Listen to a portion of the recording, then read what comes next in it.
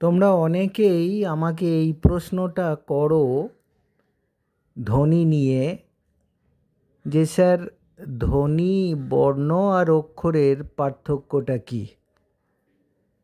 এই আলোচনাটায় যাওয়ার আগে আমাদের প্রথমেই বানানটাতে সতর্ক হতে হবে।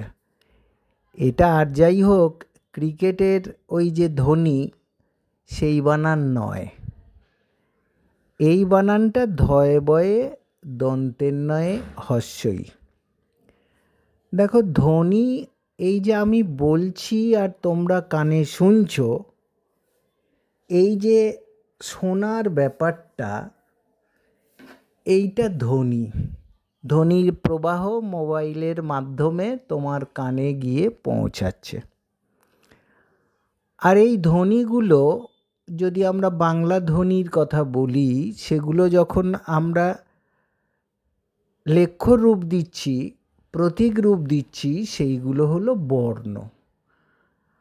আর এই যে কথা বলতে গিয়ে যখন আমরা ধ্বনির প্রবাহটাকে বোধগম্যতার জন্য কেটে কেটে বলছি, তখন সেইটা হলো অক্ষর।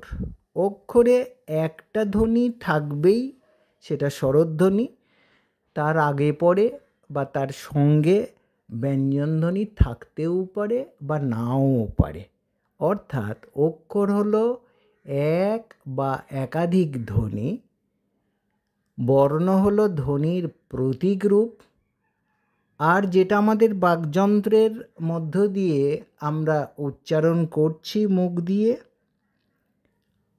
আর যেটা পৌঁছাচ্ছে তোমার কানে, এই যে রূপ, এইটাই হলো মানে আমাদের ভাষার একদম ক্ষুদ্রতম একক, এটাই হলো ধ্বনি।